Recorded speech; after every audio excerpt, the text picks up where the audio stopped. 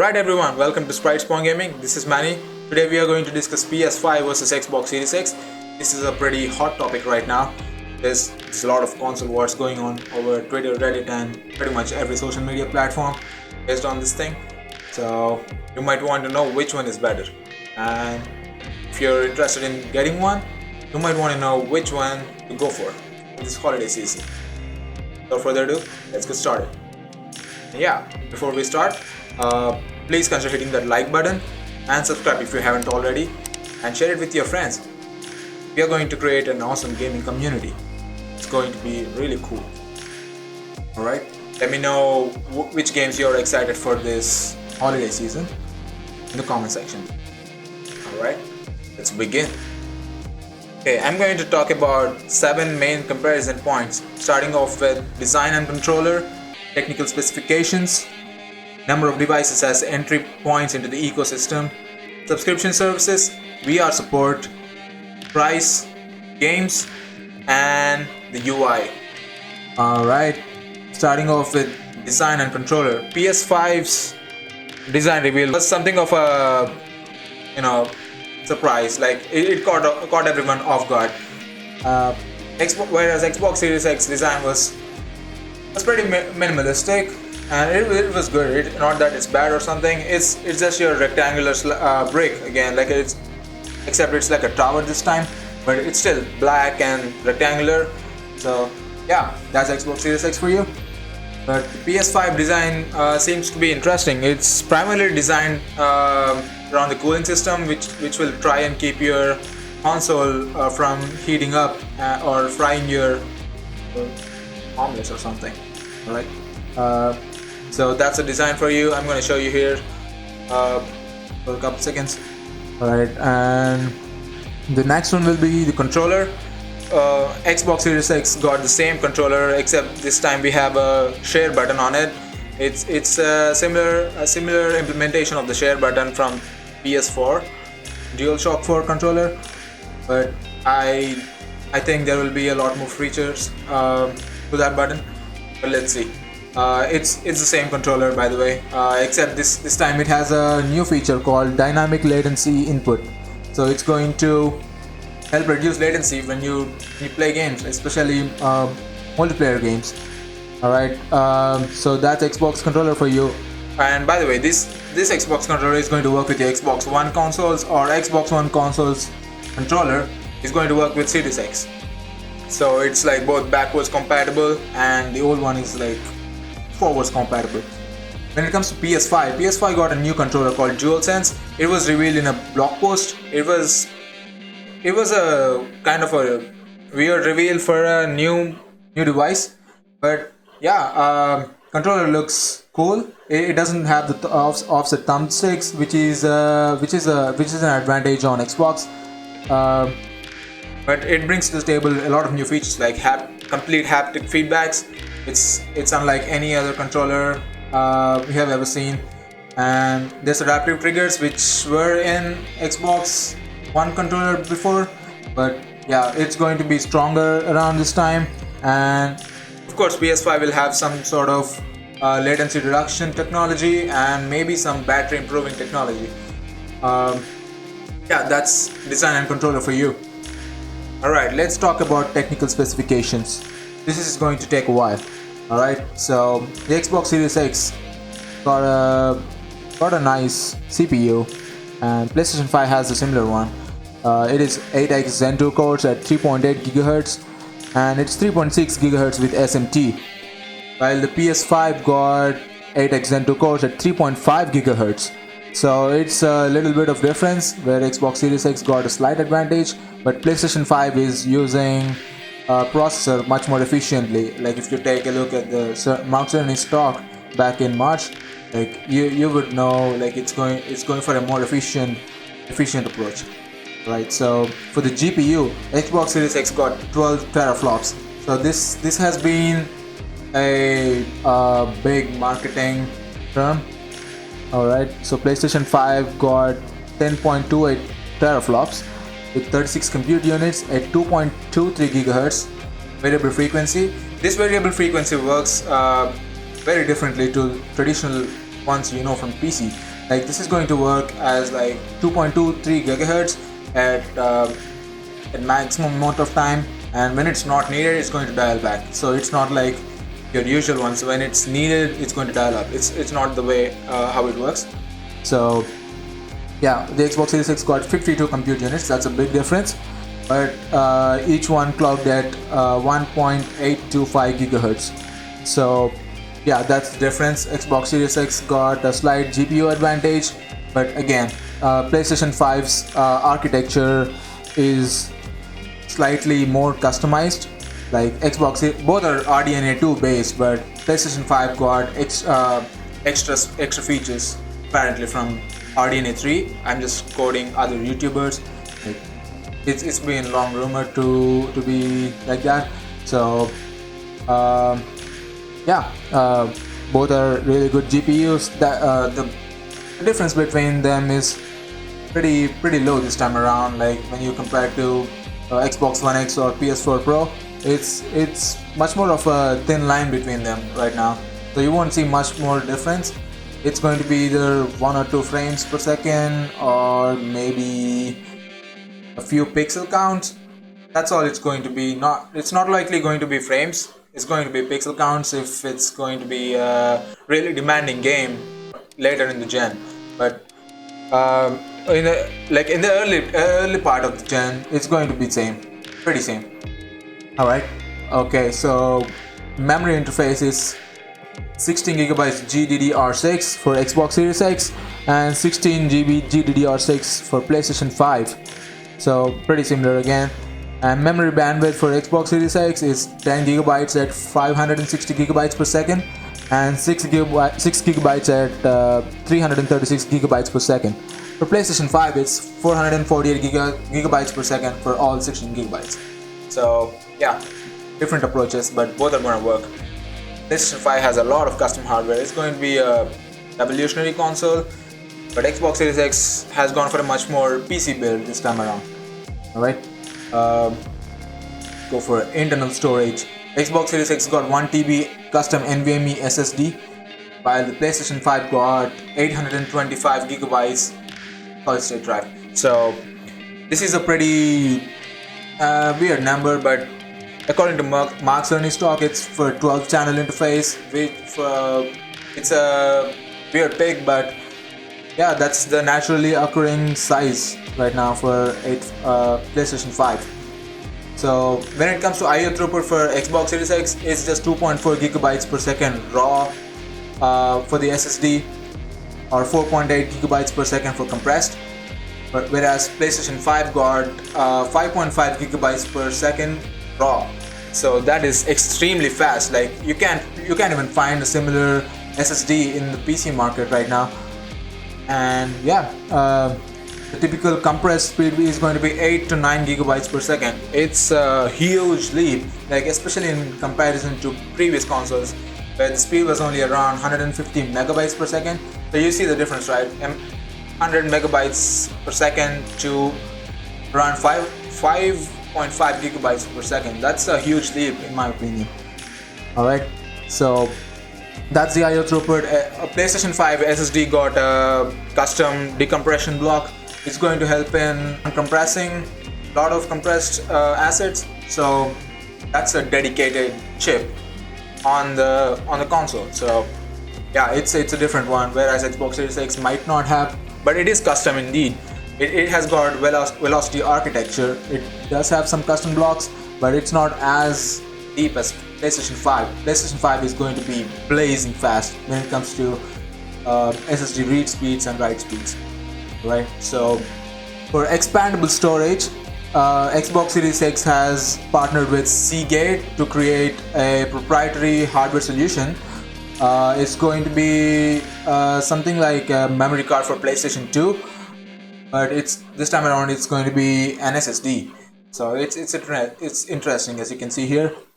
PlayStation 5 is going the opposite approach. It's going to allow you to put your own SSD from off the shelf, get from your favorite store or retailer. But there are going to be some qualified SSD that's going to only work with PS5. Like you should have at least the speed of the 5.5 gigabytes per second. I mean, that's basic. When it comes to optical drive, Xbox Series X got 4K UHD Blu-ray drive and PS5 too. No biggie. Yeah. So yeah, and another one, audio technology. Both consoles are aiming for 3D audio tech. PS5 has a dedicated audio chip called Tempest Audio Tech. Markson is going crazy about it. He's going for HRTF and all kinds of stuff for consumers, and it's going to be a interesting generation for audio fans actually. Like, you're going to be able to tell locations of enemies just from hearing them, like right there, according to Mark Cerny. Okay, and both consoles are aiming for maximum immersion, but PS5 got an edge over here. Output compatibility, both consoles are very capable for 4K 60 FPS games, but mind you, these are not gonna have 4K 60 FPS with full ray tracing features, because ray tracing is a pretty demanding task on GPU and CPU. So yeah, you do not expect 4K 60 FPS with ray tracing, but expect a lot of performance options, like to at 4K 60 FPS without ray tracing or something like that. But both consoles are gonna see a huge leap in textures, animation systems, and particle effects. Especially knowing PlayStation and their first-party studios, you can expect a lot of improvements to animation systems and particle effects, along with textures and ray tracing. Smart usage of talent out there. But let's see what Xbox brings to the table this time around. And yeah, both consoles are claiming to be supported for 8K TVs.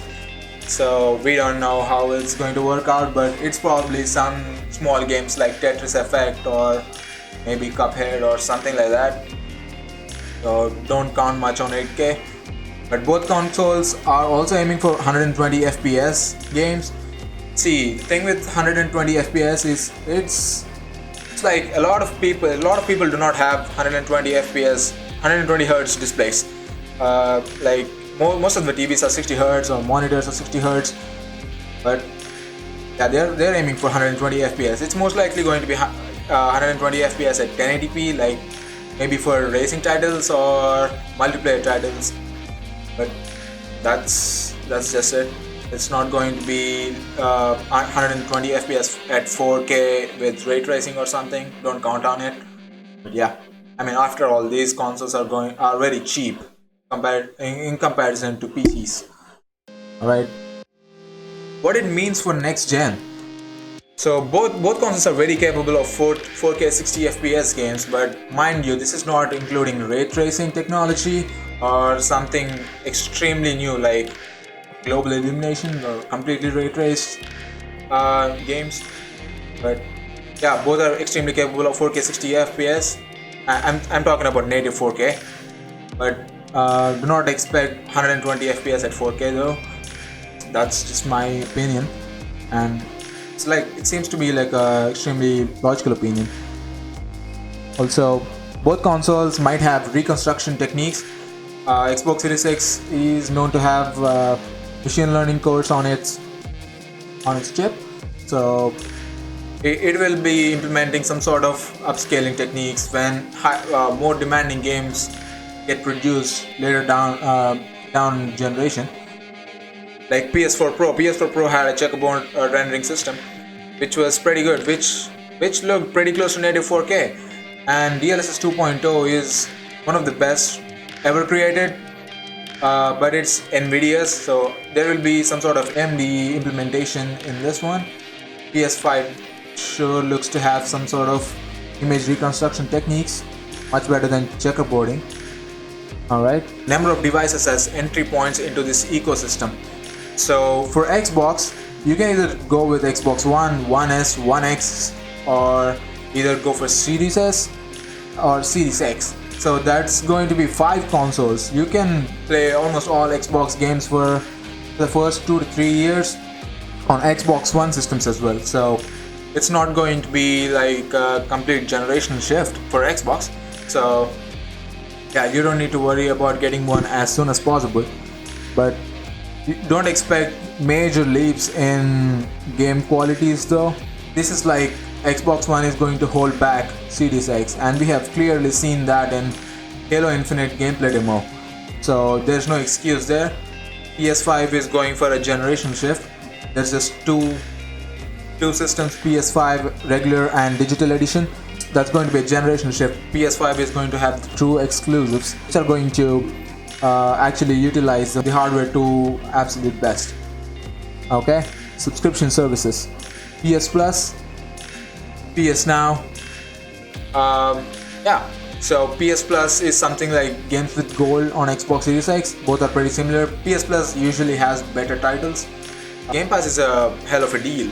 You get exclusives day one, and it's just like $15 per month, and it's one hell of a deal. It has over 400 games, but thing is, it's not a sustainable model. Like, first party exclusives do not gain a lot, because people are just going to play off of that $15 per month subscription. There's no huge revenue from that from the company, but as a consumer you don't need to worry about that. But what you need to worry about is the quality of these games are not going to be as good as PlayStation first party exclusives, because most of these games are going for games as a service model. So like, if you don't know about that, best example would be Destiny 2 or Anthem or something like that, like where you keep getting updates and new content and you're bound to get them.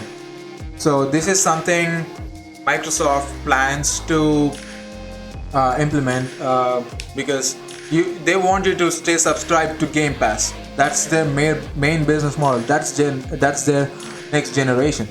So yeah, that is Game Pass. When it comes to PlayStation Now, it is pretty similar to Game Pass, but you're not going to get exclusives on day one.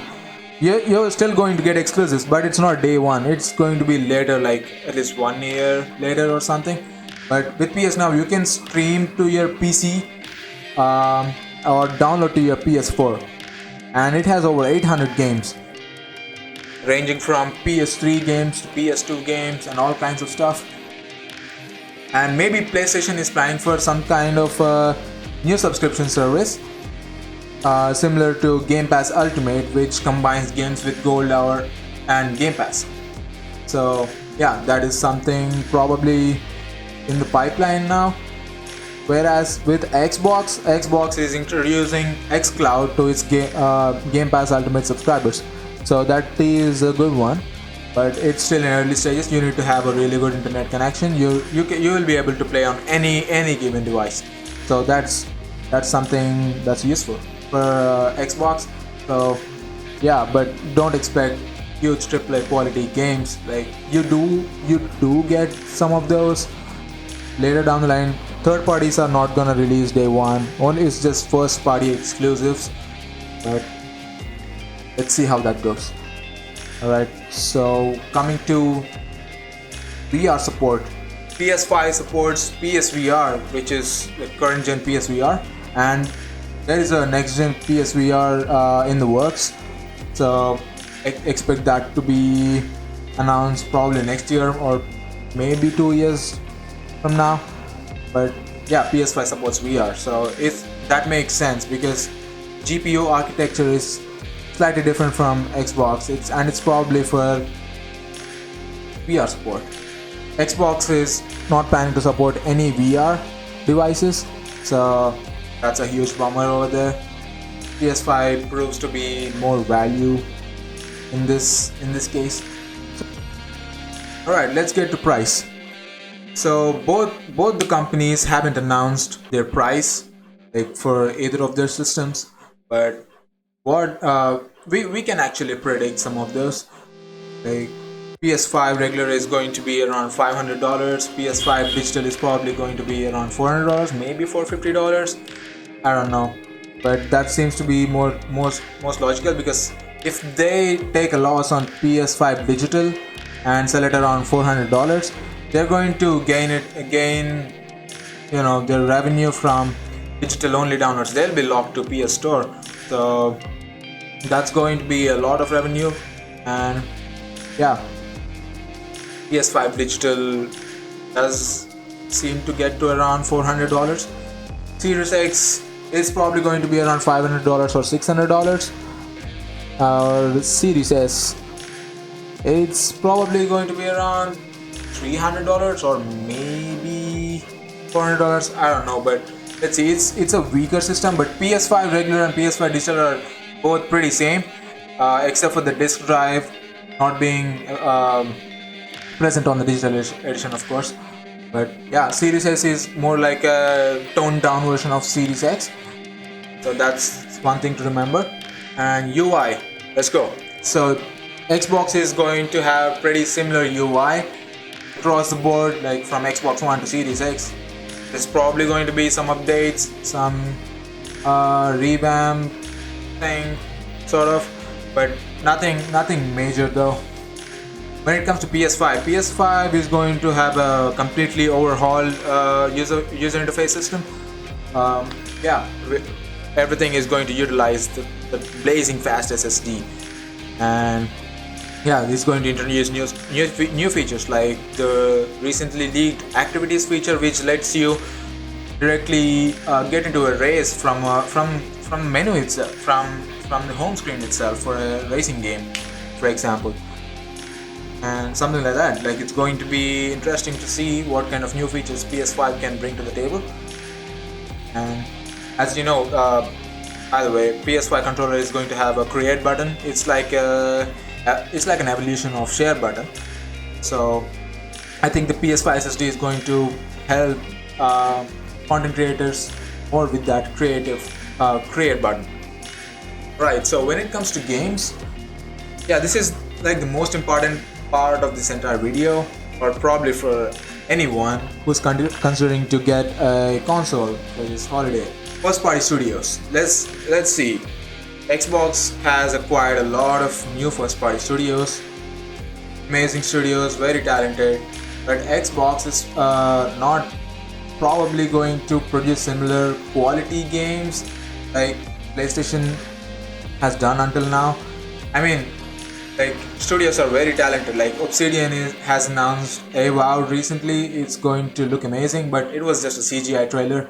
And Fable by Playground Games, it looks pretty good too, but it's still CGI.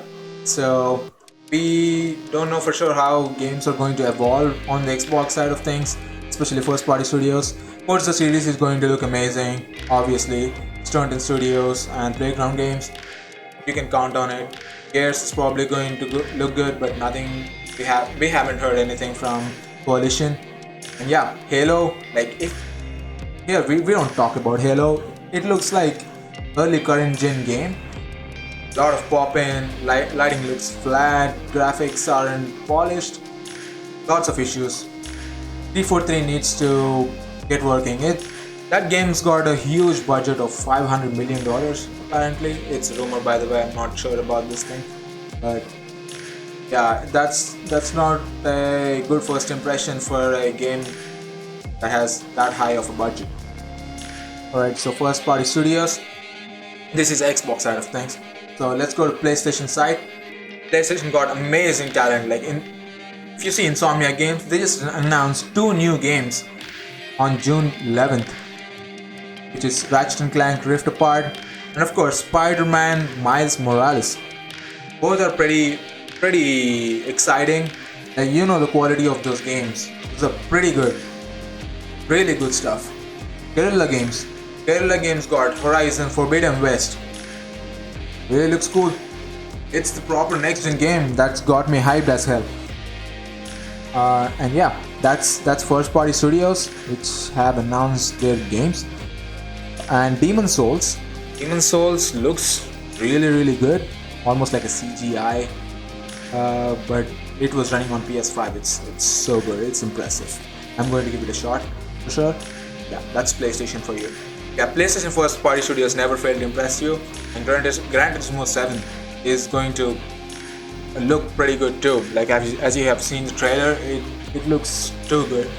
And yeah, Microsoft has shown Motorsport 8, but it's again in engine at 30 FPS, but it kind of looks cool. But As you see, like Halo Infinite announcement trailer was in engine, which looked too good, but as you can see, the gameplay right now is not as good. But I believe in motorsport series, they're going to look good. But yeah, Gran Turismo 7 is a pretty tight competitor for that. But yeah, that's first party studios. Third party studios are going to produce games that perform very similar on both consoles. And next talking point would be single player games and multiplayer games. Single player games are best on PlayStation 5, and Xbox Series X looks like it's going to get some more quality single player games. But yeah, you have of course third party studios producing single player games all the time. That's good. And multiplayer, Xbox is known for better multiplayer, but that's just for Forza, Halo, and Gears. And Halo Infinite looks to have some issues right now. They better delay it, in my opinion. But Halo is a strong one for Xbox. When it comes to PlayStation 5 is bringing quite some new multiplayer games like Destruction All Stars. Looks pretty darn cool. And maybe probably some new IP or revival of some beloved franchise like SOCOM or something. So yeah, multiplayer side, Sony needs some work, but you always have third party. Like a lot of people are gonna play third party the most, like Fortnite or maybe Call of Duty, Rainbow Six Siege. Those are all there. It's not that PlayStation 5 has no multiplayer games or something, but yeah, they're good at what they're good at. So Xbox is good at multiplayer games, but those are not experiences. It's just rinse repeat. My opinion. Multiplayer games are good, but it's not all the time. It's not like they're not going to define your industry industry standard graphics or immersion, anything like that. You're not going to experience anything like that. So yeah, single player games, there you go. PlayStation, obviously. I'm hoping for Xbox to get a strong new single player game, probably from the initiative studio, the quadruple A studio that Microsoft has been boasting about, but they're not yet ready to show off their game. And yeah, we have a list of announced titles right here. I'm going to display on screen right now. So here we go. All right. So Microsoft says it doesn't believe in generations, so you're not going to see major leaps in video game graphics or in immersion technology from Microsoft side of things. But Sony absolutely believes in generations. They can't take everyone with them for their next generation. Those who get the PS5 are going to experience next generation. That's as simple as that. So yeah. Alright, this brings me to the end of this video. Thank you guys for watching. If you found this informative, please share it with your friends. And if you're planning to get PS5 or Xbox Series X, which one are you gonna get? Comment down in the comment section below and let me know your thoughts. And if you have any feedback or anything, let me know in the comment section. I obviously prefer PlayStation for some reason. It's kind of obvious. It's not secretive reason or anything, but anyways. Alright, peace.